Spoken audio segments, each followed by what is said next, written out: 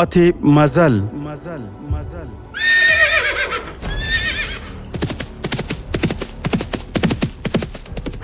د تاریخي ناولونو ځانګړې خپرونه. پاتې مزل د اوسني عصر د ننګونو او فرصتونو هنداره چې د اسلامي تمدن د عروج او انحطاط عوامل روښانه کوي. پاتې مزل د علم او ارتقا پر لاره څراغونه بلوي او د مسلمانانو تیرې سترې واکمنۍ او فرهنګي میراثونه بیانوي. دا تاریخي خپرونه له شنبې تر پنجشنبې د شپې 9:30 په 103.7 FM څپو اورېدلی شئ. امید رادیو د اسلامي تاریخ رښتینې پاڼه. پاتې مزل.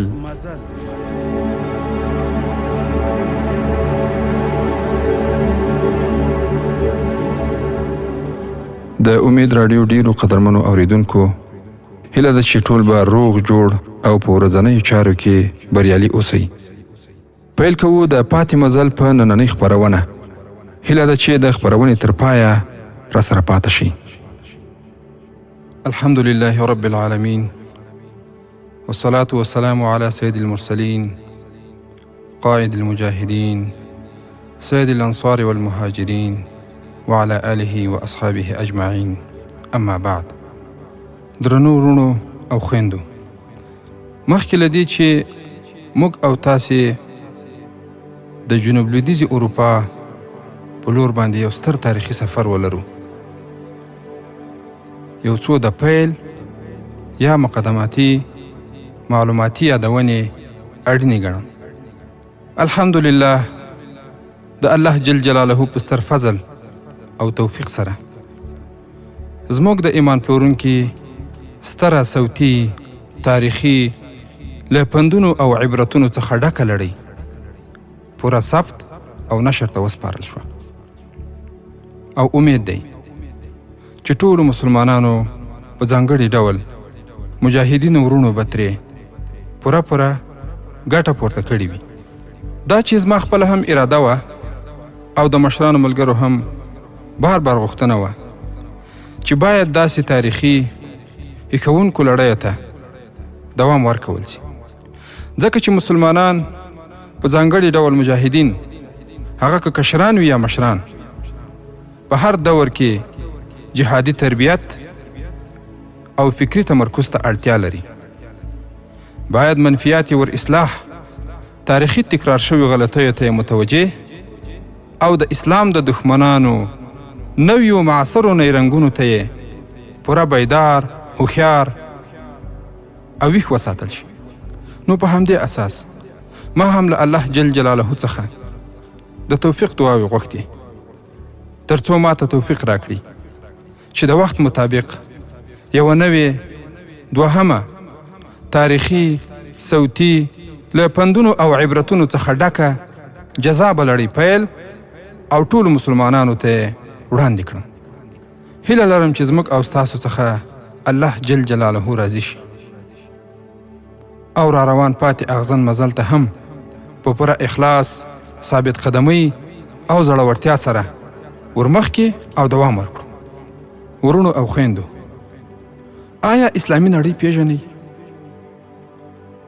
اورېدلی به مو وي چې موږ د نړۍ پر مخ تر 500 ډیر اسلامي ملکونه لرو، خو تاسې پوهیږئ دا ملکونه چیرې دي؟ په هغوی څه ډول نظامونه حاکم دي؟ آیا هغوی په خپلو ملکونو کې د هر څه اختیارات لري؟ او آیا لکه پردي جغرافیه پوهان چې وایي او تعبیروي چې اسلامي نړۍ له عایداتي منابعو څخه خالي او اوسیدونکي په هر څه کې پاتې دي؟ ورونو، آیا دا ډول تعبیرونه حقیقت لري؟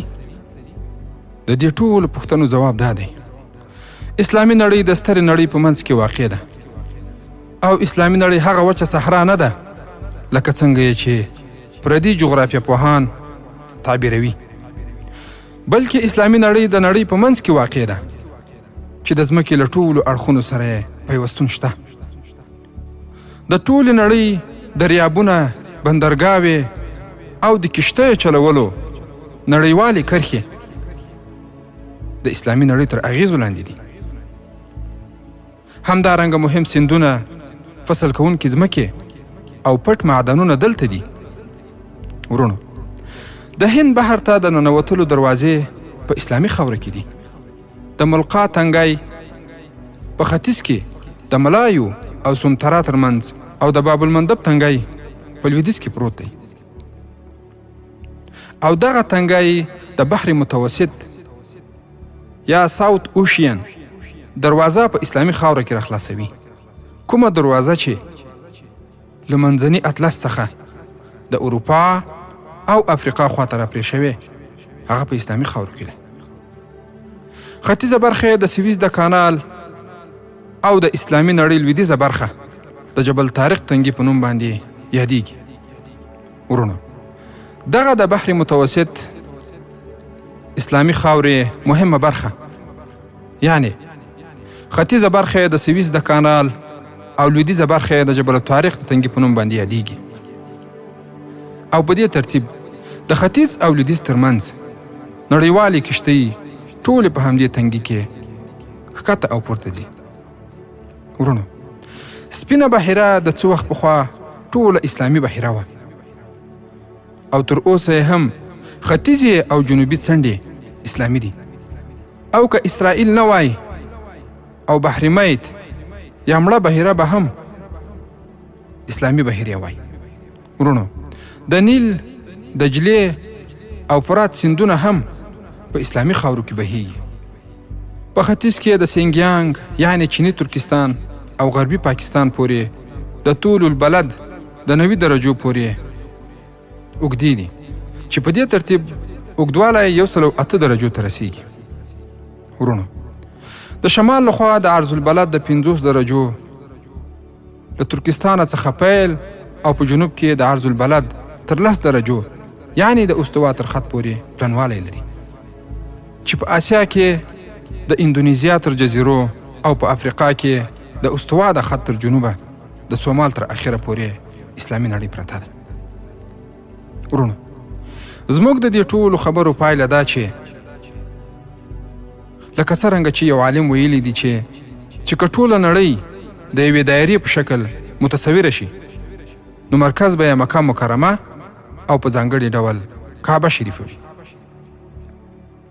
او په دې ترتیب باندې ویلی شو چې اسلامي نړۍ د ټولې نړۍ منځ دی، او خورا مشهور متل دی چې د شیانو غوره برخه منځنۍ برخه ده.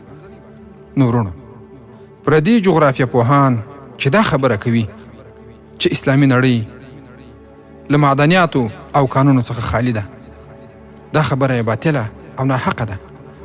حقیقت دا دی چې اسلامي نړۍ په جغرافیوي او استراتیژیک لحاظ باندې د نړۍ په هره برخه پورتوالی او غوروالی لري.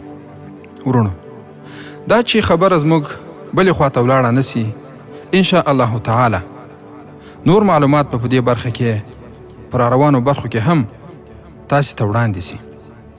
اوس به راسو خپلې موضوع ته. ورونو او خویندو، آیا تاسو د اندلس، موسی بن نصیر او طارق بن زیاد د اتلانو نومونه اوریدلی دي؟ معلومه خبره ده چې خامخا به مو اوریدلی وي، او که کوم ورونو یا خویندو نه وي اوریدلی، زه به په اړه تاسو ته د راروانې صوتي لړۍ د ښه پوهېدو لپاره لنډ معلومات وړاندې کړم، او له هغه وروسته به بیا ورشو زموږ او ستاسې راروانې دوهمې تاریخي، صوتي او جذابې لړۍ ته. ورونو او خویندو، اندلس د اروپا لویې وچې په جنوب لویدیځه برخه کې پرته سیمه وه، چې اوسنۍ اسپانیا، پرتګال او د جبل طارق تنګي اړوند سیمې ورکې شاملې دي. او پر ځای یوه بله قبیله چې د ګوټ یا ګوست قومو راغله، چې د مسلمانانو تر ورتګ پورې هلته په اندلس کې دغه د ګوټ قبیله حاکمه وه. ورونو او خویندو، دا چې د اندلس د فتح لپاره د شمالي افریقا څخه پلان او ترتیب ونیول شو، نو چاره نه لرو شمالي افریقا ته راونه ګرځو. ورونو، شمالي افریقا ته د اندلس له فتح څخه 80 کاله مخکې، یعنی په 23 هجري کال د اسلام مبارک دین ورسېد. خو دا خبره باید په یاد ولرو چې د افریقا لویه وچه هم لکه د نورو اسلامي ممالکو په څیر یوه ډېره ارزښتمنده له کانونو او معدنیاتو څخه ډکه سیمه ده. خو هلته حالات داسې وو چې دې خلکو به کله اسلام قبول کړ او کله به بیرته مرتد شول. دا چې په دې سیمه کې بربري قوم اوسېده، نو ځکه د مسلمانانو او بربري قوم ترمنځ ډېر جنګونه وسول. خو په 85 یا 86 هجري کې په دغه علاقه یعنی شمالي افریقا کې د موسی بن نصیر رحمه الله په لاس امن او امان قایم شو. ورونو، دا چې د موسی بن نصیر رحمه الله یادونه دلته وسوه، آیا موسی بن نصیر پیژنئ؟ موسی بن نصیر رحمه الله یو مسلمان، هوښیار، تقواداره او رښتونی رهبر و چې الله تعالی جل جلاله د ده په واسطه په شمالي افریقا کې اسلام قوي کړ. موسی بن نصیر رحمه الله د تابعینو له جملې څخه دی چې د بعضو صحابه کرامو لکه تمیم داري رضی الله عنه په باره کې هم روایت کړي دي. ابن خلکان د هغه په باره کې وایي چې موسی بن نصیر رحمه الله یو هوښیار، شجاع، پرهیزګاره او له الله جل جلاله څخه ویریدونکی انسان و چې د ده لښکر هېڅکله هم شکست نه دی خوړلی. همدا نومیالی او د اسلام اتل د عبدالعزیز بن مروان په زمانه کې چې 85 هجري او 204 میلادي کلونه ول، د افریقا د والي په توګه باندې دلته وټاکل شو. ورونو او خویندو، دا وې څو د پیل خبرې چې د دوهمې برخې په پیل کې تاسې ته وړاندې شوې. اوس به راسو خپلې کیسې ته. تاسې په تېره برخه کې واورېدل چې موسی بن نصیر رحمه الله جولین ته ځواب ورکړ، زموږ کور ته چې تر ټولو سخت او کلک دښمن هم راشي، موږ هغه دوست ګڼو. که ستاسې په زړه کې هر څومره بد نیت وي، خو بیا هم موږ ته خپل دوست بولو. بیا موسی بن نصیر هغه په خپل غېږ کې ونیو او یوې څوکۍ ته یې بوتو او هلته کېناست. ورونو، د جولین سره 2 ساتونکي وو چې هغوی ځلېدونکي جامې اغوستې وې او برچې په لاسونو کې نیولې وې او د تیارسۍ په حال کې ولاړ وو. هغوی دواړه د بوتانو په شان د خونې د دروازې ننني لوري په دواړو طرفونو کې ولاړ وو. جولین هغوی ته په سر باندې اشاره وکړه. هغوی دواړه د ماشیني انسانانو په څیر باندې لومړی ښکته، بیا پورته او وروسته همداسې په شا ولاړل. دروازه یې بنده نه کړه او خلاصه یې پرېښوده. د خلاصې دروازې څخه 2 تورپوستي غلامان چې سپینې خولۍ یې په سر کړې وې او تر ملا یې ځلېدونکي ملابندونه تړلي وو، یو لوی صندوق یې د ښي او چپ لوري څخه نیولی و او دننه یې همدې خونې ته راوړ. صندوق یې د موسی بن نصیر په وړاندې کېښود او د هغې قلف یې خلاص کړ. دواړه تورپوستکي د موسی بن نصیر په وړاندې ښکته شول او په سجده پرېوتل. بیا د سجدې څخه راپورته او همداسې په شا ولاړل. د دې سره سمدستي 2 نور تورپوستکي غلامان هم راښکاره شول چې هماغسې نور صندوقونه یې په لاسونو کې نیولي وو او خونې ته راننوتل. خو ورونو، موسی بن نصیر رحمه الله چې یو مسلمان له الله جل جلاله څخه ویریدونکی حاکم و، جولین ته یې وویل، د سیوسته والي خپلو کسانو ته ووایه چې ما ته سجده ونه کړي او نه ما ته ښکته شي. جولین ځواب ورکړ، د اسلامي هیواد ښاغلی امیر، دا غلامان دي، د باچاهۍ کورنۍ غړي نه دي، هغوی د سجدې کولو څخه مه منع کوه. خو ورونو، موسی بن نصیر رحمه الله په ځواب کې وویل، موږ ټول غلامان یو، موږ ټول د یو بادشاه په وړاندې سجده کوو. موسی بن نصیر د اسمان په لور باندې اشاره وکړه او ویې ویل، هغه بادشاه الله تعالی دی، د دې درباري آدابو پابندي تاسې په خپل دربار کې کوئ. تاسې اوس د مسلمانانو په دربار کې ناست یاست. آیا تا کله مسلمانان د لمانځه په حالت کې نه دي لیدلي؟ جولین ورته وویل، لیدلي مې دي، د افریقا امیره. او بیا جولین پسې زیاته کړه، کله چې تاسې سویسته محاصره کړې وه، نو ماښام ما د دیوال له سره ستاسې پوځیان د یوه سړي تر شا سپ سپ ولاړ ولیدل. خو موسی بن نصیر له جولین څخه وپوښتل، تا په هغه وخت کې څه احساس کړل؟ سالار او سپایان، لوړ او ټیټ، تور او سپین، حاکم او محکوم، ټول یو ځای او په یو سب کې سره ولاړ وو. هلته هیڅ داسې بندیز نه و چې چارواکي د مخکې او عام خلک د شاته ودرېږي. په اسلام کې د بادار او غلام هیڅ توپیر نشته. د الله جل جلاله په وړاندې ټول یو شان ته د غلامانو په شان باندې درېږي. د انسان په وړاندې د انسان ښکته کېدل او سجده کول ګناه ده. په دې حالت کې پرله پسې 3 صندوقان نور هم دننه راوړل شول.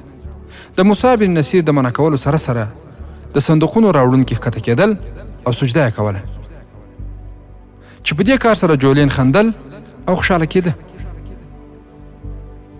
ورونو، دا ډېرې ارزښتناکې او قیمتي ډالۍ وې چې جولین له ځان سره موسی بن نصیر ته راوړې وې. بیا جولین وویل: ما د افریقا د امیر موسی بن نصیر لپاره یو آس هم راوستی دی. هغه د باندې ولاړ دی. هغه د اندلسي نسل جنگي آس دی. منډه نه وهي بلکې الوزي. یوازې جنګیالی سپور په خپله شا باندې مني. په کوم ځای کې چې د هغې واګی راکش کړي په هماغه ځای باندې ګام ږدي او درېږي. 2 ډګرونه یې وهلي دي. د باچاهۍ طبیلې سردار دی. خو ورونو، موسی بن نصیر جولین ته وویل: زه د خپل ځان او د مسلمانانو لخوا څخه ستاسې مننه کوم. آیا اوس تاسې خپل هدف او مقصد راته بیانولی شي؟ ورونو، په دې باره کې 3 تاریخ لیکونکو سټینلی لینپول، پروفیسور ډوزي او سټرلینګ میکسویل د موسی بن نصیر او جولین د لیدنې پیښه په پوره تفصیل سره بیان او لیکلې ده. جولین د موسی بن نصیر رحمه الله په جواب کې وویل: د مصر او افریقا امیره، ما تاسې ته یو بله ډالۍ هم راوړې ده، خو هغه به تاسې په خپله لاسته راوړئ او د هغې پسې به ورځئ. زه به د هغې په لاسته راوړلو کې له تاسې سره ملګری یم، خو د هغې ډالۍ په لار کې تور سمندر پروت دی. زه به ستاسې سره خپل کښتۍ او لارښوونکي هم ولیږم تر څو تاسې هغه ډالۍ په لاس راوړئ.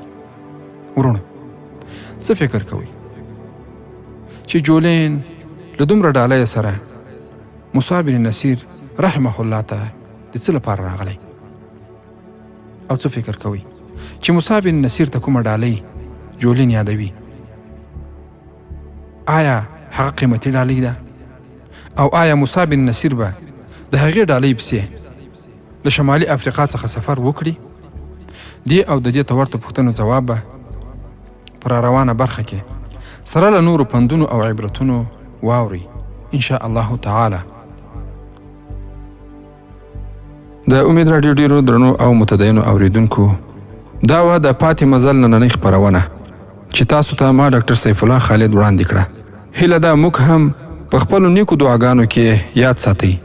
تر راروانې جذابې تاریخي خپرونې مو په لوی او مهربانه الله جل جلاله سپارم. السلام علیکم ورحمت الله وبرکاته.